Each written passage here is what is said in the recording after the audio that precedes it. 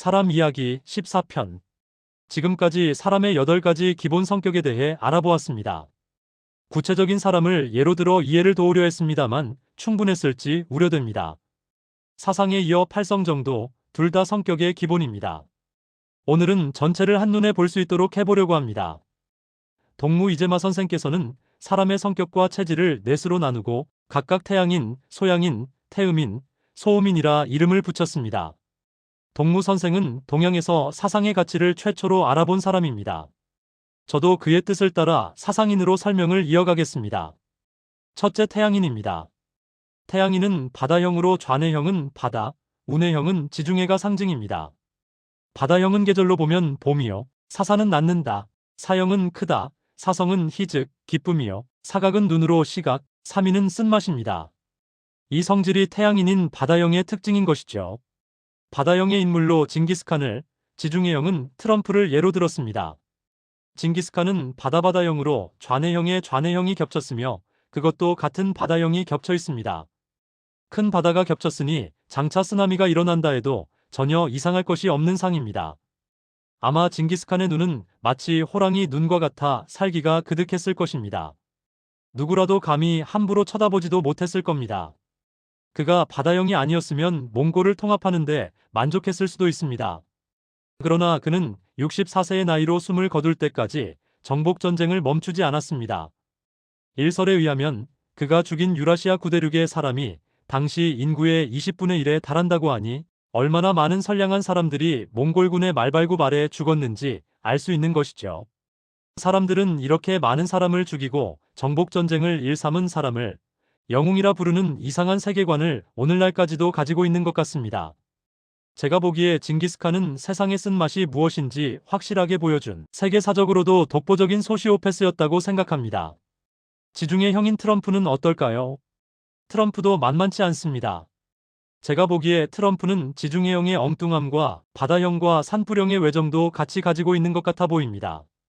그리스의 정보광 알렉산더도 지중해형이지만 산불과 드령의 외정을 가졌다는 것이 트럼프와 다른 점입니다. 보통 사람은 외정이 하나인 것이 상례이지만 특별한 사람은 둘 이상의 외정도 같이 가지는 것 같습니다. 부처님을 예로 든다면 8가지 성정을 다 가졌다는 생각이 들기 때문입니다. 미국 사람들은 트럼프를 대통령으로 뽑았다고 생각하지만 사실은 그 반대입니다. 트럼프가 미국을 뽑았습니다. 이 말이 무슨 뜻일까요? 미국이 트럼프의 인질이 되었다는 말입니다. 태양인의 사성은 기쁨입니다. 그는 죽을 때까지 권력을 내려놓으려 하지 않을 것입니다. 푸틴이나 시진핑의 집권과는 결이 다른 태양인의 성정이 트럼프의 마음에 작동하고 있기 때문에 지금같이 흥미진진한 삶을 절대로 포기하지 않을 것입니다. 징기스칸이 전쟁을 하지 않으면 그의 삶이 재미가 없다고 느꼈듯이 트럼프가 미국 대통령으로 있는 한 온 세계가 몸살을 앓을 것입니다. 트럼프도 그렇게 하지 않으면 재미가 없을 것이기 때문입니다. 다음은 소양인입니다. 소양인의 상징은 불로 좌뇌형은 산불이고 우뇌형은 모닥불입니다. 불형은 여름이며 청년기를 뜻하고 사사는 기르는 것이고 사형은 가볍다, 사성은 노여움, 감각은 코로 후각, 맛은 단맛입니다. 불이 상징인 소양인은 이런 성질을 갖고 있는 것이죠. 앞에서 산불형으로 전봉준을, 모닥불형으로 안중근 의사를 예로 들었지만 기왕 트럼프를 거론한 차에 소양인으로 대한민국의 오늘을 만들어가고 있는 노무현과 문재인, 유시민과 이재명 대통령에 대한 이야기를 해보도록 하겠습니다. 가끔 노무현 대통령 대신 이재명 대통령이 그 자리에 있었으면 어떤 일이 벌어졌을까 생각해보곤 합니다. 과연 지금처럼 잘하고 있었을까요? 아니면 노무현 대통령과 같은 운명을 맞이했을까요? 스타일은 달랐겠지만 저는 후자의 손을 들어주겠습니다. 조선시대 신진사부 조광조가 기득권인 훈구파의 모략에 의해 목숨을 잃은 사건을 기묘사화라 부릅니다. 대한민국의 기득권은 예나 지금이나 막강합니다. 오늘날에도 검사, 판사들이 하는 짓을 보면 달라진 것이 하나도 없습니다. 산불모닥불형인 노무현 대통령은 살아가면서 이 한국 땅에 너무도 많은 나쁜 놈들이 판을 치고 있다는 것을 알게 됩니다. 돈 없고 빽이 없으면 어린 백성들은 끽소리도 못하는 시대였습니다. 세상에 얼마나 나쁜 놈들이 많은지 알았기 때문에 모닥불 드령인 착하디 착한 인격을 가진 문재인을 친구로 둔 것을 자랑스럽게 생각했습니다. 우리나라의 기득권들은 사람에게 진정성이 있다는 것을 믿지 않습니다. 자기들이 공정성에 기반한 진정성을 가지고 있지 않기 때문입니다.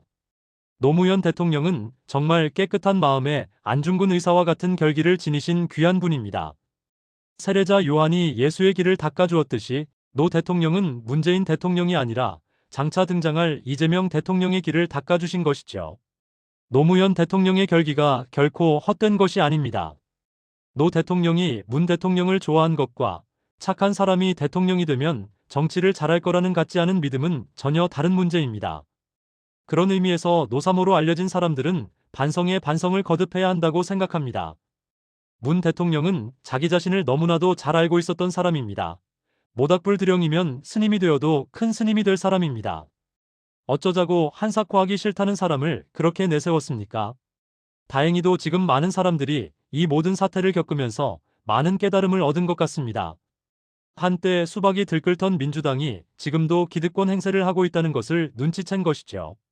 일반 대중의 수준이 이 정도로 올라왔다는 것은 이재명 대통령의 역할이 컸다고 생각합니다. 이재명 대통령과 유시민 작가는 같은 산불 모닥불형으로 보여집니다. 우리 현대사의 유시민 작가는 민주시민 사이에 등대불과 같은 역할을 해온 보물 같은 존재입니다.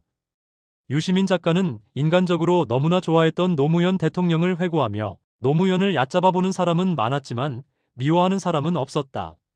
하지만 나를 미워하는 사람은 많았지만 얕잡아보는 사람은 없었다.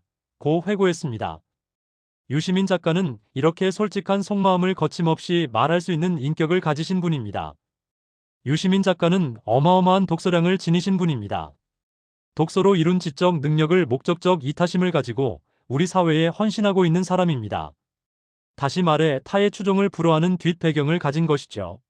하지만 이 대통령의 뒤를 바치고 있는 것은 그를 알아보는 국민밖에 없습니다. 이재명 대통령은 국민학교 졸업과 동시에 소년공이 되었습니다. 살기 위해 발버둥을 치며 어린 시절과 젊은 시절을 보낸 사람입니다. 청년이 되어서는 노무현 대통령과 같이 인권 변호사가 되고 똑같은 동기로 정치에 입문하였고 죽을 고비를 넘겨가며 기적같이 대통령이 된 사람입니다.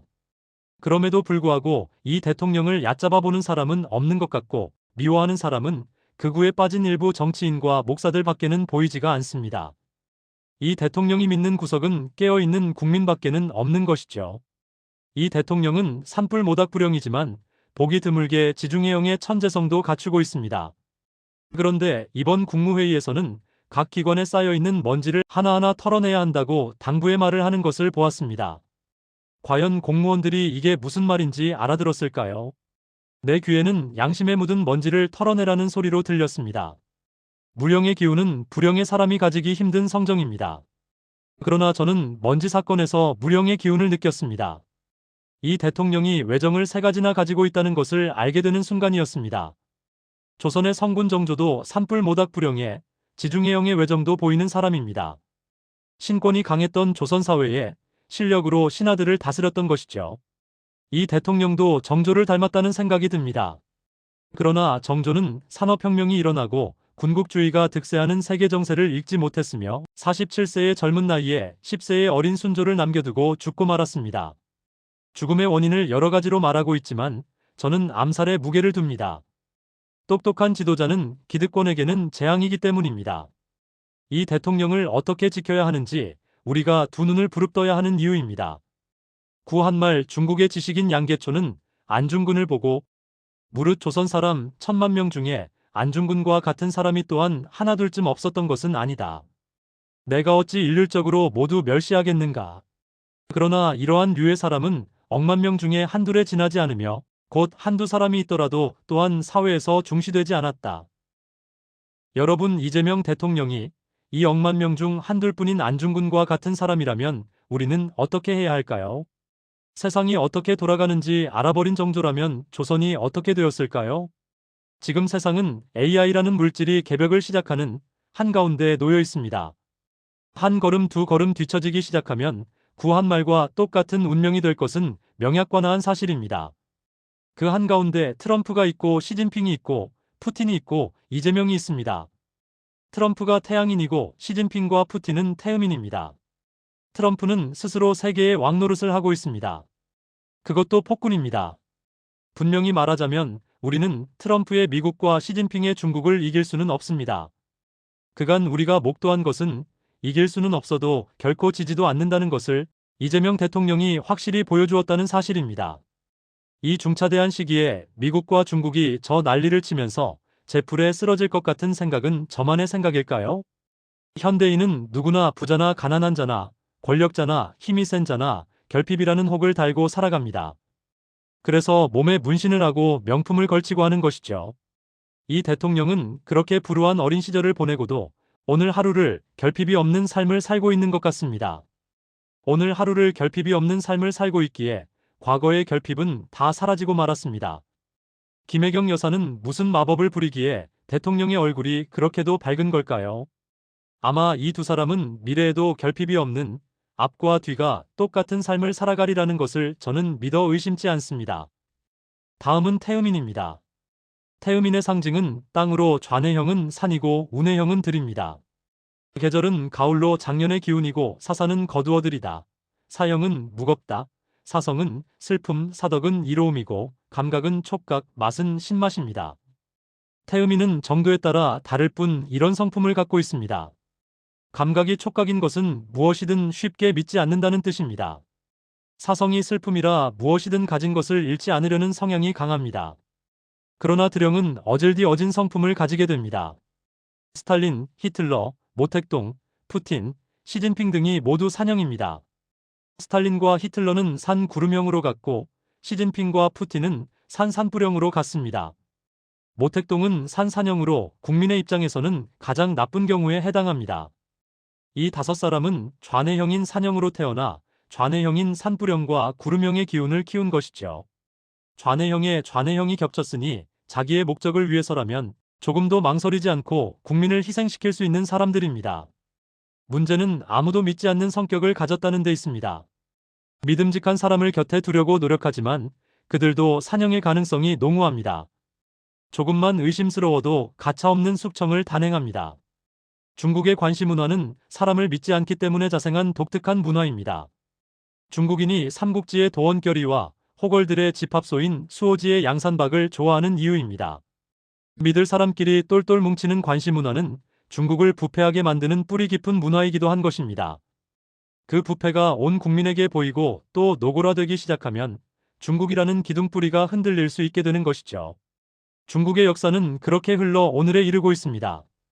그러나 한국은 의리가 밥 먹여주는 나라입니다. 기본적으로 사람을 믿는 문화가 바닥에 깔려 있는 것이죠. 사람에 대한 믿음이 강한 민족성이기에 한 번 속고도 또 속는 웃지 못할 일이 벌어지기도 합니다. 물에 빠진 사람이 모든 나라에서 나를 살려줘라고 소리를 지르지만 우리나라만 사람 살려라고 외치는 것이죠. 덕분에 사기꾼이 설치는 나라이기도 한 것입니다. 다음은 소음인입니다. 소음의 상징은 물로 좌뇌형은 구름이고 우뇌형은 물입니다. 소음은 절기로는 겨울이요, 인사로는 노년기, 사사는 간직하다. 사형은 작다, 사성은 두려움, 사덕은 정으로 올바름이고 맛은 짠맛이고 감각은 귀, 즉 청각입니다. 소음인은 이런 성향을 기본적으로 가지고 있는 것이죠. 앞에서 구름형으로 수은 최재우와 도울 김용옥을, 물형으로는 다산 정약용과 한강 작가를 언급했습니다. 네 사람 다 좌뇌형과 우뇌형이 조화를 이루고 있습니다. 이런 사람이 많은 우리나라는 좋은 나라입니다. 다만 국민이 아직 깨닫지 못하고 있을 뿐입니다. 오늘은 특별히 도울 김용옥 선생님에 대한 저의 생각을 말해볼까 합니다. 무언가 한 방을 한사코 기다려왔지만 인내심이 바닥을 치고 말았습니다. 도울 선생은 일본, 대만, 미국의 훌륭한 선생들 밑에서 공부를 하고 박사학위를 딴 사람입니다. 서양 철학에도 조예가 깊어 이미 서양을 학문적으로 극복하고 계시다고 저는 믿고 있습니다. 기독교의 예수에 대해서도 조예가 깊어 새삼스런 느낌을 받기도 했습니다. 무엇보다도 선생님의 영향을 받아 여러 책을 읽고 동양학에 눈을 뜬 사람이기도 합니다. 하지만 수은 최재우를 큰 선생님이라는 말은 입에 붙는데 도울 김용옥은 큰 선생님이라는 말이 입에 붙지 않으니 어찌하면 좋겠습니까? 주역도 노자도 고조선의 사상이 깊이 관여하고 있다고는 말하시지만 거칠애로 들리는 것은 무엇 때문일까요? 선생님은 나의 마지막 노자라며 노자가 옳았다는 책을 쓰시며 마지막을 이렇게 장식하셨습니다. 노자는 고조선 사상가다. 나는 그렇게 생각한다. 아니, 그렇게 느낀다. 그 한 사람이 고조선 시대의 사람이었다는 것은 매우 확실한 사실이다.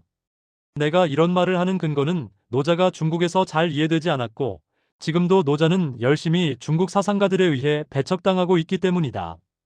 노자를 읽다 보면 이 노자는 정말 우리 조선인의 가슴과 조선인의 삶과 조선인의 우주에 편재해 있는 것이다. 이제 우리 조선인은 노자를 전 우주에 펼쳐야 한다. 참으로 노자적 생각을 가지고 인류의 역사를 리드해야 한다. 우리는 모든 종교, 철학, 문명, 과학의 편견을 버리고 우리의 존재하기를 발견해야 한다. 우리는 너무도 긴 세월을 거짓 속에서 살아왔다. 노자를 나름대로 이해하고 있다고 생각하는 저로서는 얼마나 통쾌하고 가슴이 벅차오르는지 모르겠습니다. 그런데 왜 한 발자국을 더 못 가십니까? 책에서 많은 고인돌을 보여주시고는 말머리를 돌려 나주, 해남, 창녕 지역의 고분의 주인공들이 노자와 같은 생각을 한 사람이라 말씀하십니까? 왕정에서 민주로를 외치셨지만 고조선의 고인돌이 민주에서 왕정으로 간 역사라는 사실을 어찌 창녕의 고분으로 덮으셨나요? 수은 큰 선생님은 책도 읽으셨지만 10년간 보부상 노릇을 하며 세상을 읽었습니다. 일본 동경대나 대만 대학 하버드대에서는 배울 수 없는 것을 수은 큰 선생님은 배우셨나 봅니다. 그 강렬함을 수은 큰 선생님의 검결에서 저는 느꼈습니다. 수은 큰 선생님이 소낙비이고 도울 선생님을 보슬비라고 비유한 이유입니다. 부디 도울 선생님도 천둥번개가 되어 소낙비를 내려주셨으면 여한이 없겠습니다. 이 한국에 누가 있어 그런 일을 할 수 있단 말입니까? 왜 고인돌이 고조선의 지도자인 단골의 무덤이라는 생각을 안 하십니까? 왜 춘추시대 존재했던 구이의 지도자 중 한자를 깨우친 어느 한 사람이 노자였다는 생각을 안 하십니까? 저는 별 볼 일 없는 보통 사람이지만 노자의 사상이 고조선 지도자의 사상이라는 것을 증명할 수 있다고 생각하는 사람입니다. 그걸 위해 멀리 돌아 여기 이 사람 이야기를 하고 있는 까닭입니다. 한국인이 모닥불의 민족성을 지녔다는 것을 증명해야 노자의 한 발자국 더 다가갈 수 있기 때문입니다. 다음 시간에는 사람의 공감 능력에 대한 이야기입니다. 많이 기대해 주시기 바랍니다.